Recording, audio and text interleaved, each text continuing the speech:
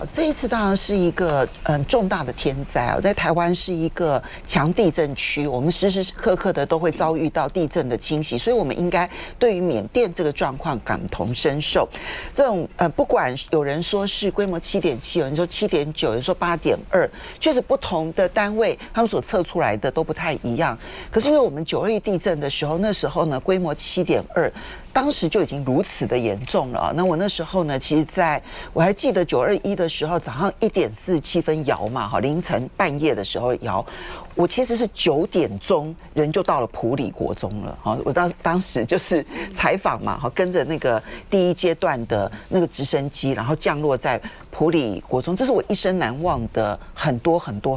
的镜头，都在那个时候。因为其实我们在降落之前，其实你就已经看到那个倒塌，就是一整排一整排的倒这样子。那你真的走到那个街上的时候，我必须说，那个反正我到现在都没有办法忘记很多，我不要去细数那些场面了。那时候我印象很深刻，就是基督这个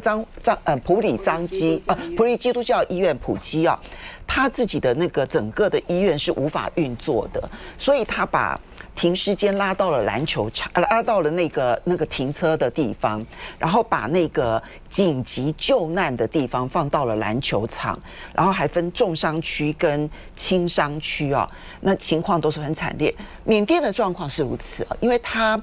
到目前为止政府军所能够控制的区域，有人说20%，有人说30%。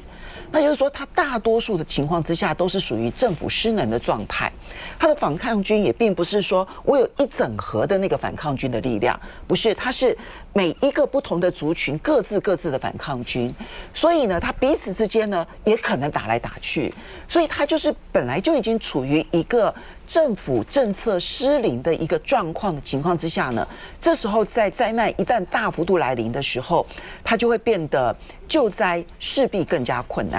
好，那我这边先提一点，就是说，一方面如果能够全力救灾，能够投入多少资源去救灾，减少他们的伤害，这些当然都是最重要的。那我必须说，在这一次当中，中国大陆当然反应最快，因为最临近嘛，云南嘛，哈，然后呢，直接可以开到现场，它是第一支到的救援队伍。但我觉得这一次呢，比较特别的地方是，我觉得它那个对东南亚国家一定会产生很大的影响，就它立刻调动了14个卫星，然后影像都对准了灾区，然后去把那个最重要的灾区的状态，然后去告诉当地的救灾的人员。因为当时我们在921的时候，通讯是完全的中断的。然后中断的意思是说，除了没办法打电话之外，没办法通讯之外，然后那个道路是柔肠寸断的。好，那时候我们联合报的摄影记者半夜接到这个指令说，请他到埔里去拍照片。你知道他先开车到台中，借了一个摩托车，然后试着要到埔里这个镇上的时候，一路上那个道路是隆起又塌下，隆起又塌下，所以他有很多段是扛着摩托车过去的。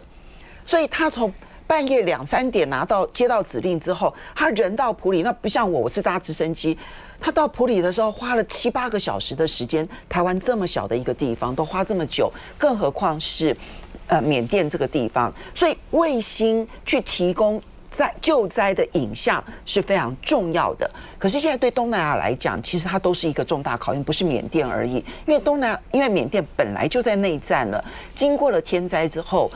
如果当然希望他不要，如果他像叙利亚这样子难民四窜，那其实对于周边的国家都会形成重大的负担。所以这一次你也看到东南亚国家动的速度非常的快。那么我们知道地震有多么严重，多多祝福这个国家。因为赫格塞斯到亚洲的，除了关岛之外，他第一站呢是到菲律宾。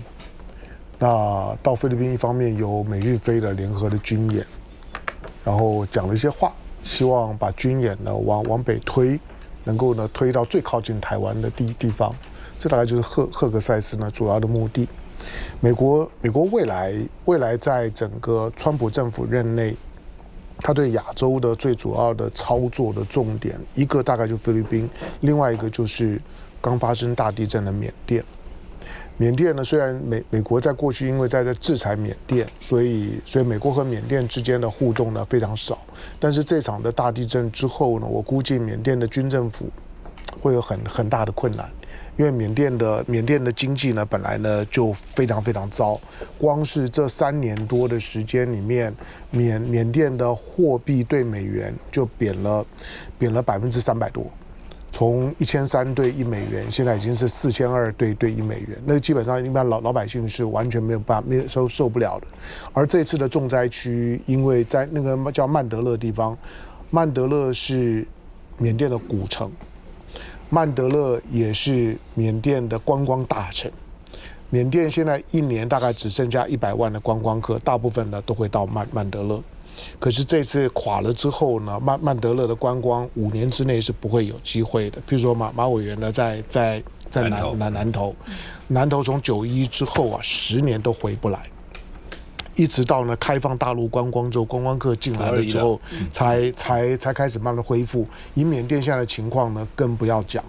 当然，中国还是会持续，因为缅甸唯一能够依靠的就是中国，它的外债180亿美金，60%是中国的外债，所以中国第一时间呢，从云南的救援队进来，它的国际的救援队呢，从北京两架运20，把所有的这个呢，就是说救援部队进来。但是呢，缅甸接下去的困境会是整个东盟体系里面呢非常大的变数。菲律宾已经很难搞了，缅甸很难搞，这个呢对东盟来讲呢是很大的困扰。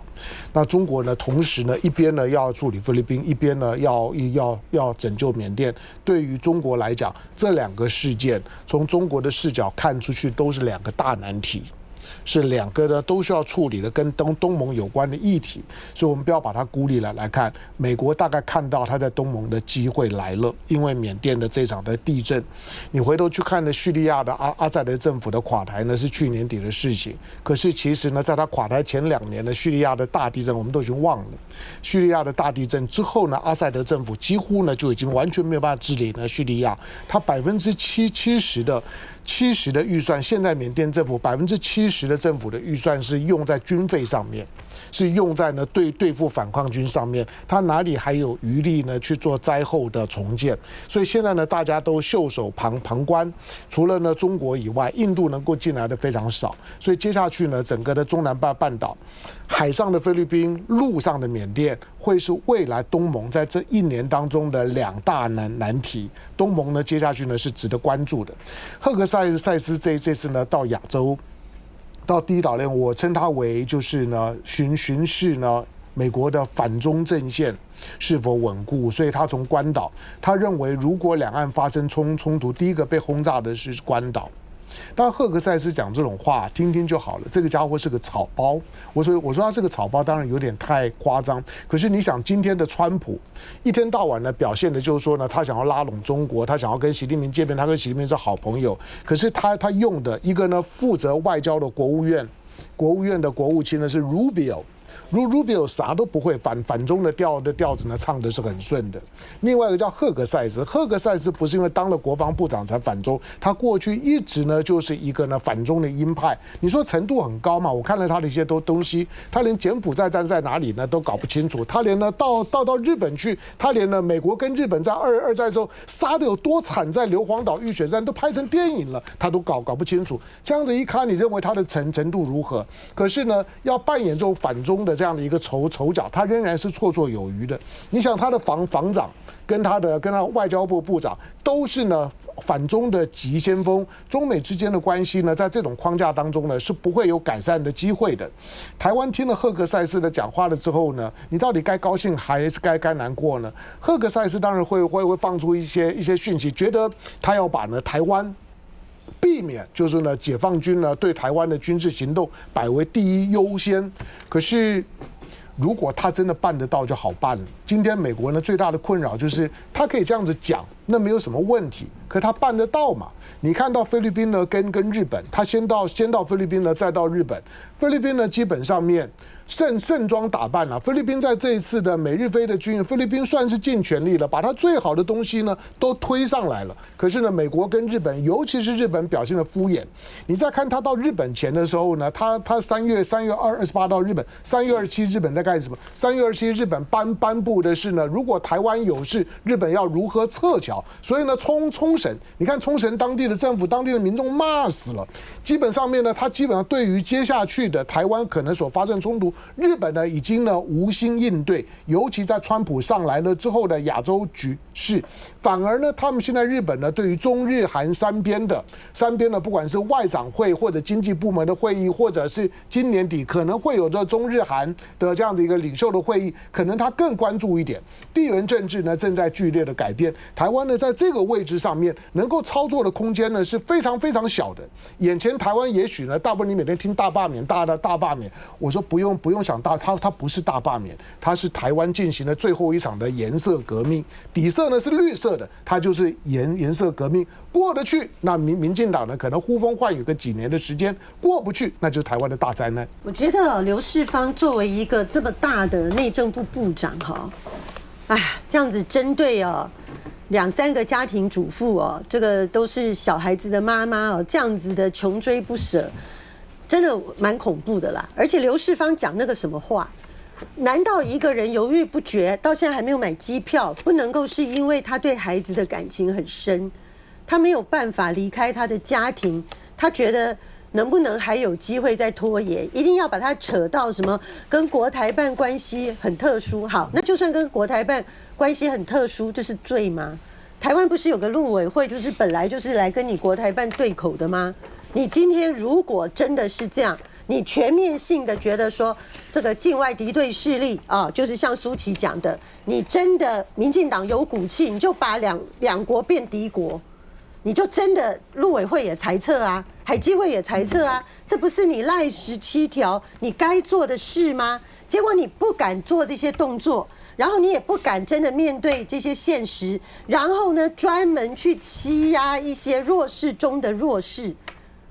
我觉得真的让人看着觉得非常的难堪呐。那这也是为什么现在在30岁以下的年轻族群里面特别是同情雅雅、同情恩琪、同情小薇的，大家可以去看一下那个民进党很爱用的 threads 那个脆里面，那个都几万人的在同情他们，而且是很年轻的年轻族群，因为大家看不下去嘛。而且大家在生活里面，现在台湾这几年这新台湾之子占台湾的年轻族群的比例也不小啊。很多来的小孩，他本身的妈妈就是陆配或者是外配来自东南亚的这个族群啊。那你这样子全面性的打压下去，难道不会让这些年轻人也觉得说，真的很可怕吗？我们在台湾是一个有自由的地方吗？这个是这个几个陆配的问题。那我觉得欧桂芝老师呢，情况远远的不同。欧桂芝的老师呢，更令所有的人毛骨悚然的一点是什么？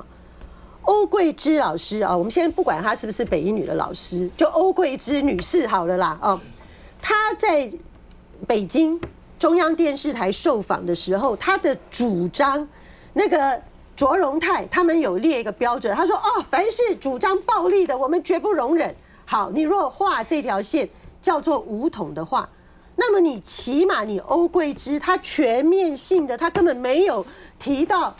统一还是独立的问题啊，他所有讲的只是宪法一中啊，他认为的中国人就是现在我们中华民国的宪法啊。在我们中华民国宪法没有改之前，整个中华民国还是一个大的区域，他认为整个中国人的概念，你用中华民国简称中国人的概念还是可以包括啊。那他只是不满说，在这种情况底下，你把跟中国大陆本来在我们的宪法里面也是2个地区的，一个大陆地区，一个台湾地区，里面有很多的亲戚朋友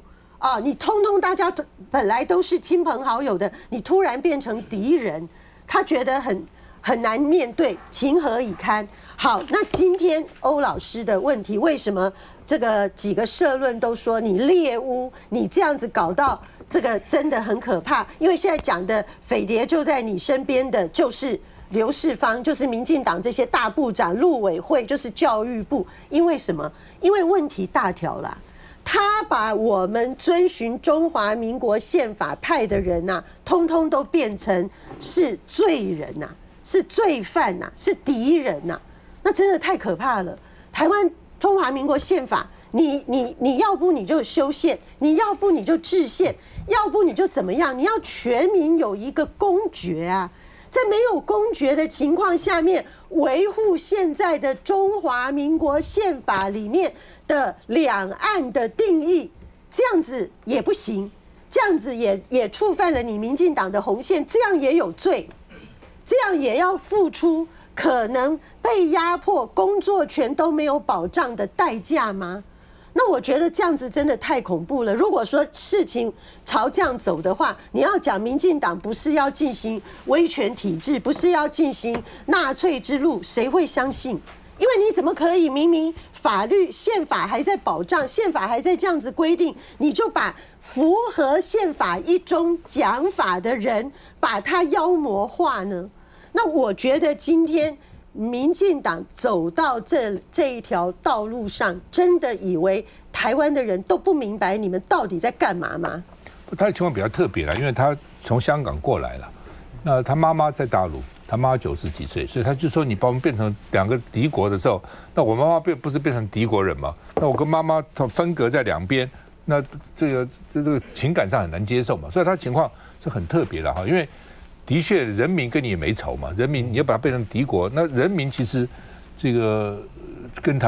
大陆人民跟台湾人民有仇吗？其实并没有。赵大哥也不能说是很特别啊。现在我的婶婶也还在大陆啊，我的姑姑也都还在大陆啊。那有多少人是这样的情况？赵大哥刚念了3个陆配的名字，我现在台湾绝大部分人都不认识他吧？他是这次被民进党政府把他放大，变成一个猎巫，这个是最严重的一个事情。他有没有发现？我们现在内政部跟陆委会扮演是什么？好像是古代以前那个警总，那个白色恐怖又回来，现在变成绿色恐怖的一个警总这个角色。我要提醒哦，你在捍卫国家这个主权跟安全的同时，台湾人的骄傲跟根是什么？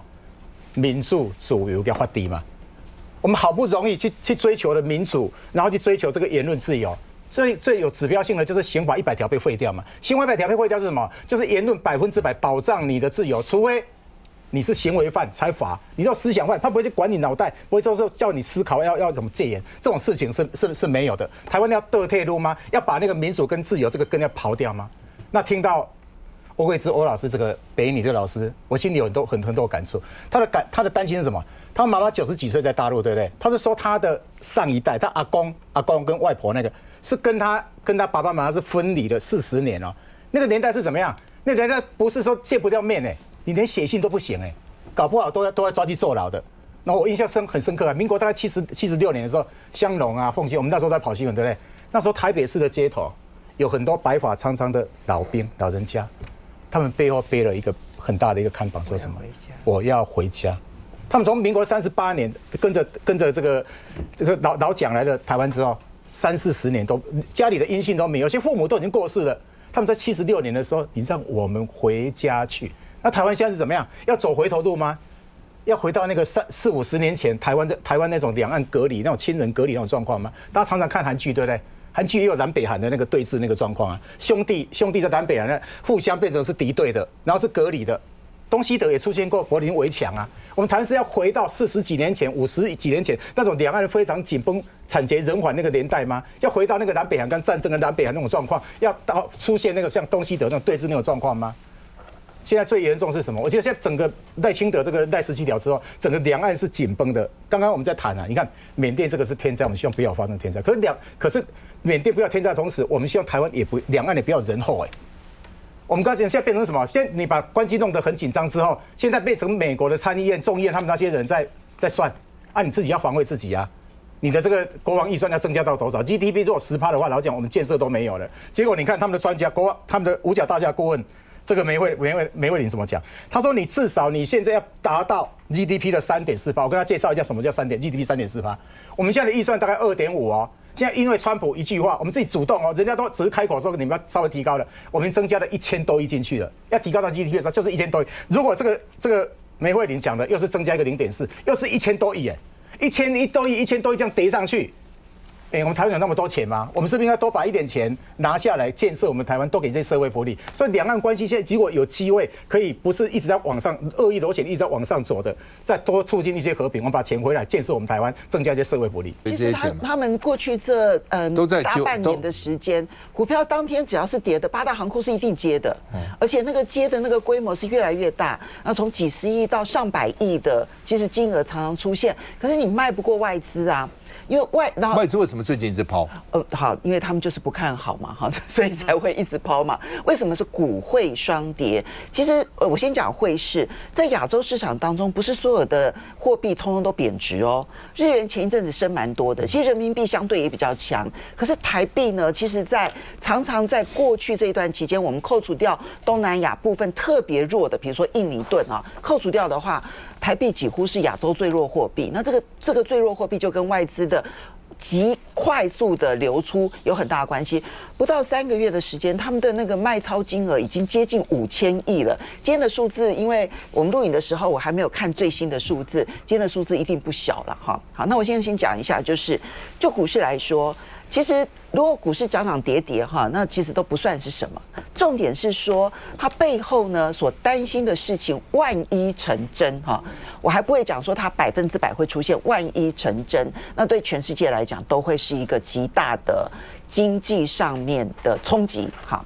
一个呢名词叫做川普衰退，另外一个名词叫做 AI 热潮破灭。哈，这两件事情现在同时在台北股市当中形成极大的压力，所以你看到台北股市今天是跌4.2%嘛，那么日本呢是跌4.05%。也很重，那韩国就相对比较轻，跌2.98%。那当然，香港啦跟中国大陆就跌得更轻，大概跌1%多，或者是大陆的话，其实是跌不到1%了哈。好，那我们现在的关键点来了，第一个是川普衰退。简单来说，你越依赖美国市场的，你就会受伤越重。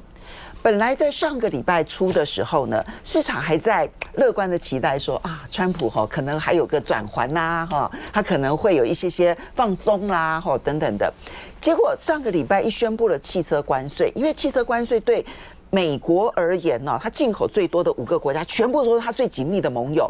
墨西哥、日本、德国、加拿大还有韩国，那就是它北美、欧洲还有这个亚洲最重要的盟友。那地图炮一开出去，杀无赦啊，没有任何的转圜。大家发现说，哇，他是玩真的，那市场就开始喋喋不休了。所以4月2号的对等关税，如果你期待说，哎呀，我跟你很麻吉啊，我跟你很好啊，我对你这已经要投资1兆美元啦，像日本首相石破茂跑去说，我投资你1兆美元，结果照样那个汽车有任何的减免吗？没有。所以现在石破茂他们说，我们也要好好的仔细商量考虑一下我们自己的立场了哦。好，所以呢，没有朋友，只有谁赚我的钱。那这个地图炮开出去呢，那么坦白说，结论就是谁依赖美国市场越重，按 GDP 的比重，谁就受伤越重。这就是为什么台北股市很担心的原因，因为我们去年对美国的贸易顺差是700多亿美元。如果当然这个排名是第6，可是你要算占 GDP 的比重的话，我们是仅次于墨西哥、越南，来的占 GDP 比重是最高的。好，那第2个名词呢，叫做 AI 热情冷却啊。其实人工智慧还是很好，可是因为以前预期太高了，而且投资太大了。对，那当然，我觉得那个投资可能还会再持续，只是过去你像 NVIDIA， 它最高的时候年增率262%，那你怎么可能持续嘛？那它现在的年增率大概70%、80%也很高啦。可市场就觉得你不是100%啊，哈。那么就是你以前因为那么高，所以涨得那么多了。对，基期也高了，然后大家也因为的预期，然后就拉得非常的高。那现在就发现说，可能没办法成长这么多了，甚至于尤其是 DeepSeek 的冲击，绝对不需要用那么高算力的方式来投资 AI。这一点都对 NVIDIA、对台积电。件，还有台湾有一连串的 AI 伺服器相关的公司啊，从这个机组啦，然后一直到散热啦，然后到一些相关的零配件啊，就倒成一片，而且他们都是占权值很重的公司。好，所以呢，这两个词，那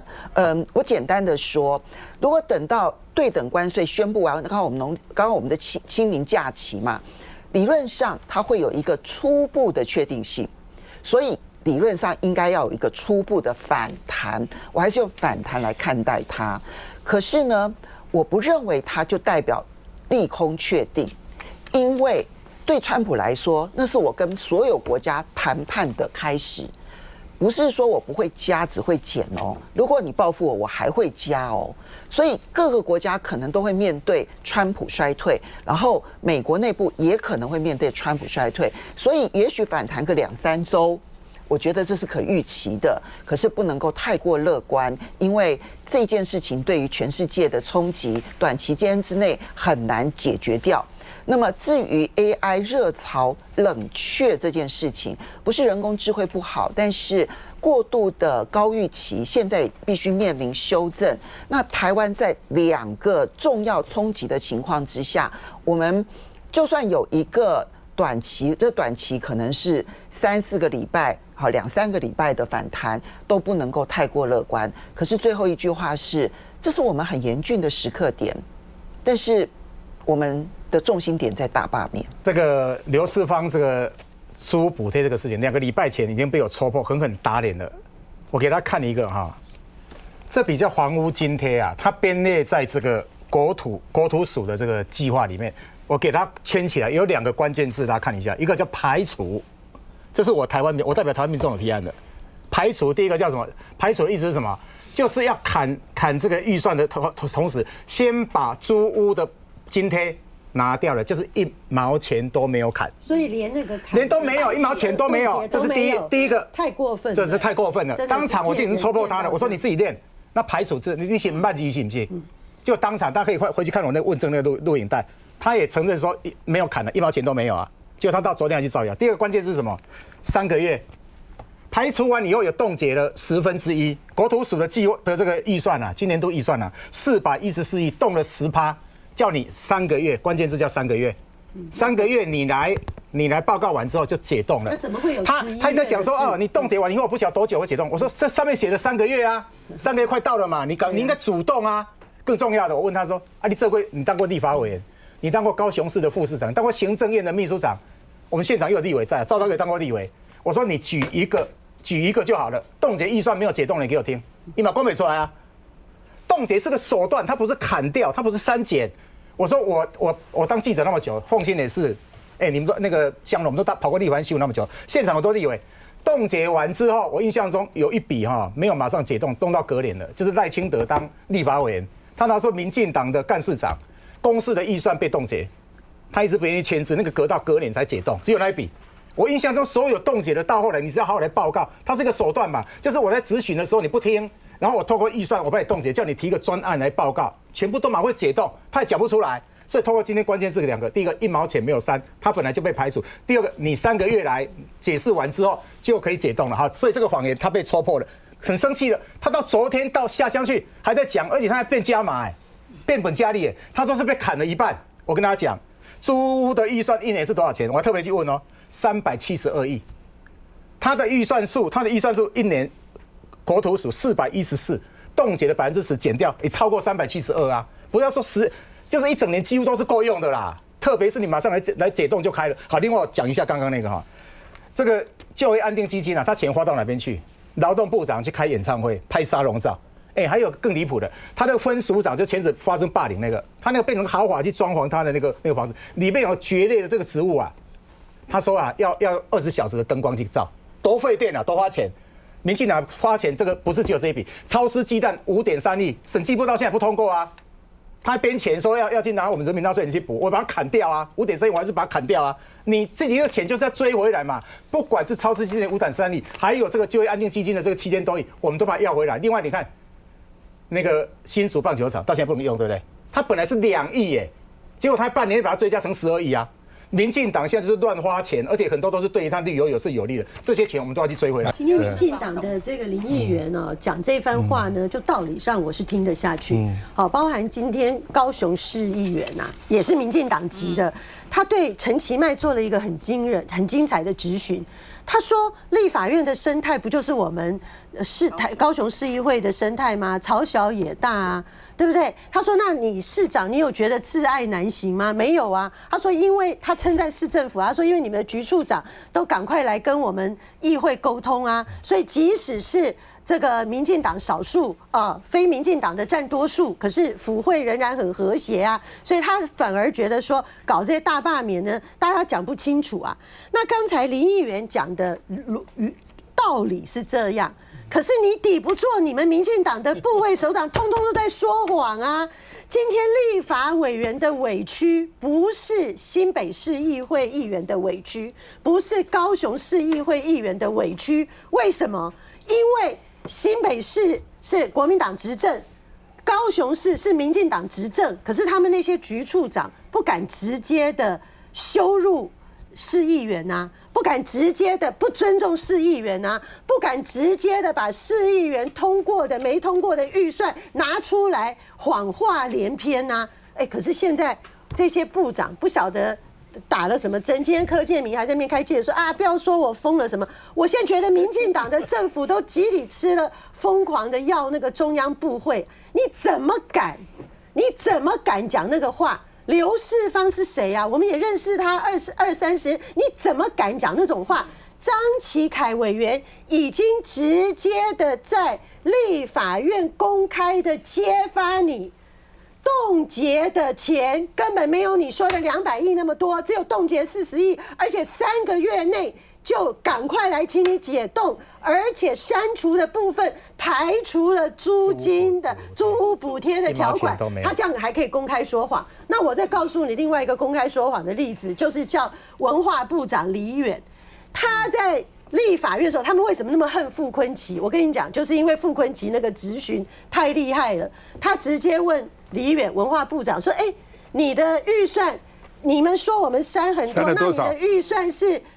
多了还是减少呢？”李远想都不想说减少，就被傅崐萁说没有，你还增加26亿。那你这样子叫什么叫？你比去年那个还增加了26亿，然后李远已经在立法院被揭发了哦，已经说他公然说谎，而且他不了解他的预算哦。这个小野李远部长在台南的时候，还可以无耻到拿出一个挖工说我们文化人不是要饭的。你自己作为大的部会首长，增加了26亿，他总共100多亿吧？那个文化部100多亿吧？这么大预算的文化部长，然后在那边演这种戏，你丢不丢脸啊？你可不可笑啊？所以我必须说真的，我觉得民进党的很多地方议员，因为他们没有涉入这次的这个大罢免，为什么他们现在动员能力，每个人也哀怨的不得了？因为很简单嘛。他们也很难辩护啊，他们又不是像立委，然后他们也不知道他们部长怎么说的，怎么说谎这么严重啊？然后呢，万一他们今天也去动员，也去站台，然后隔天呢就被揭发了，说原来那些部会首长站在台上都胡说八道，马上打脸来。2026谁要选啊？是他们这些议员要选不是你民进党立委要选所以我觉得民进党这个部长这么可恶，真的会反噬。讲几件事啊，刚刚谢龙介说的就是选输了不认，一定要选到赢，大概就是所有的问题的症结。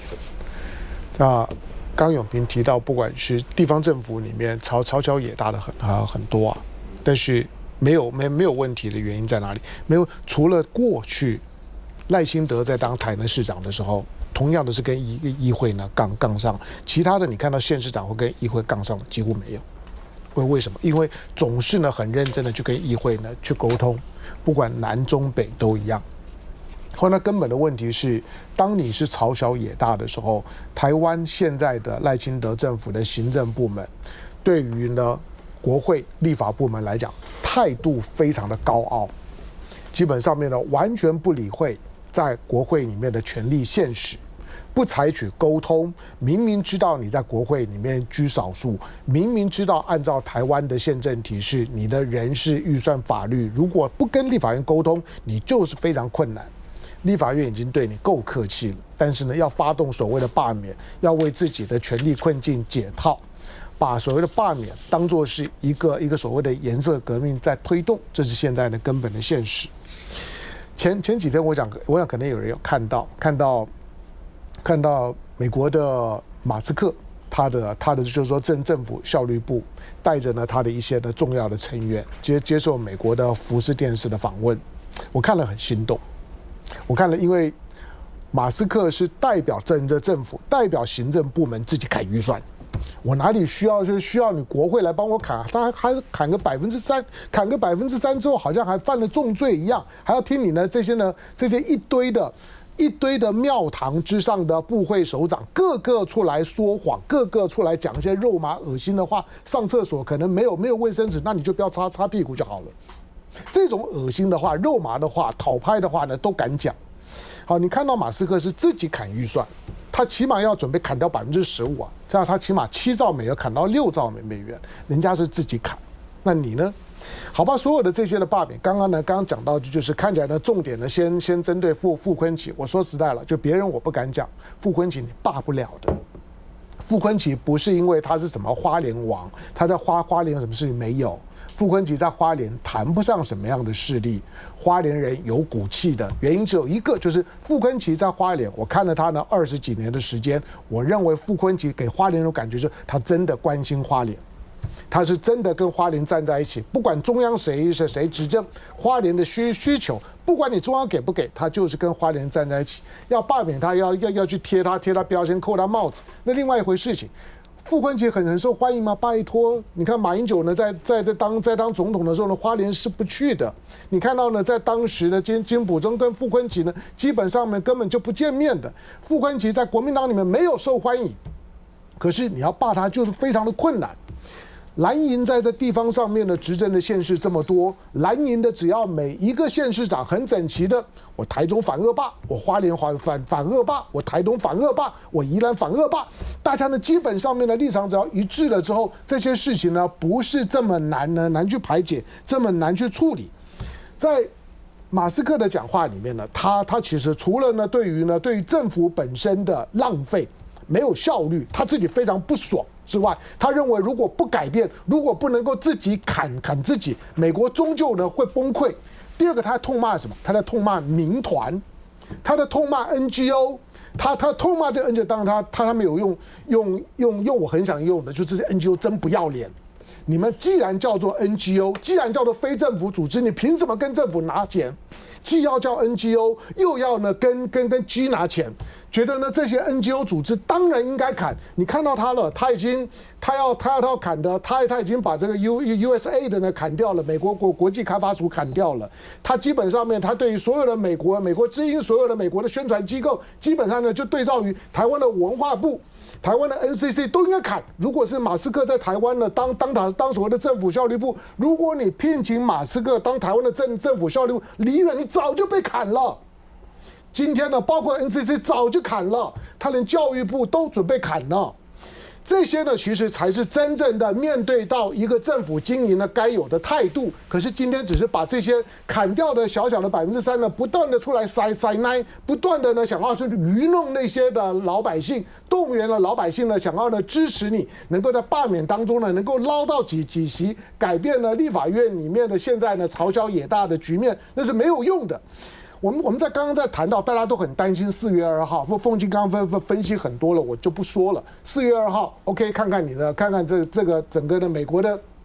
税制呢，新税制关税呢上来了之后，会导致呢怎么样的影响？我建议大家不要只关心4月2号，也不要关心4月3号到6号呢要放假。我知道大家都想放假，可是我建议大家关心4月7号。4月7号什么日子？4月7号是民进党的言论自由日。4月7号是民进党纪念郑南榕的日子。我看到我看到那些陆配的时候，郑南榕如果还活着，郑南榕会看着你这样搞吗？郑南榕告诉我100%的言论自由。什么叫100%的言论自由？譬如说我是个统派，我就告诉你，我是个统派，我说我唐湘龙是个统派，可是我会捍卫你台独主张言论的自由。当你是要处在一个言论的局面的时候，我很认知，那就是一个思想斗争，那就是个政治斗争，斗输斗赢都没关系。但是呢，我跟你说理。但是你今天如果要用行政手段，把所有制造呢台湾的绿色恐怖，把所有言论立场跟你不一样的，要违背你曾经承诺的，把郑南榕举得这么高。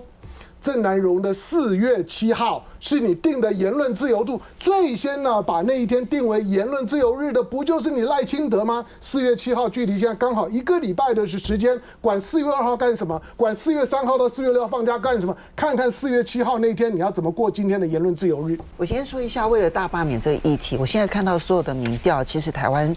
有没有真的大罢免不知道，但是大分裂是一个很明确的哈。今天联合报的这份民调当中啊，47%的人反对大罢免，43%的人赞成。其实你加减减，它其实非常接近误差范围，几乎等于是就是打平手了哈。我们也不要讲说谁比较高，反对的人当然比较高，可是问题是这里面还牵涉到你赞成罢免的是蓝的还是绿的哈。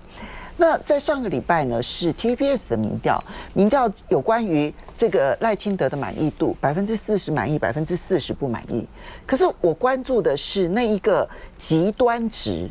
就是非常不满意的27%，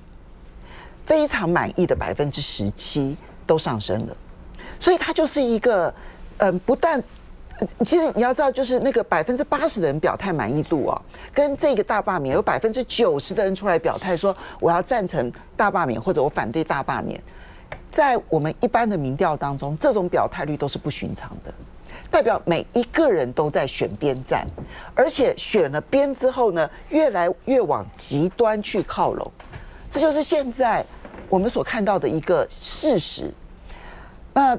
这一点，我就觉得说，对于台湾来说，我们本来应该是选举前比较分裂，选后了，尤其是距离选举还有1年多的时间，是最好去除对立的时刻点。可是我们选择了一个最对立，这个比一般的选举还要对立的手段。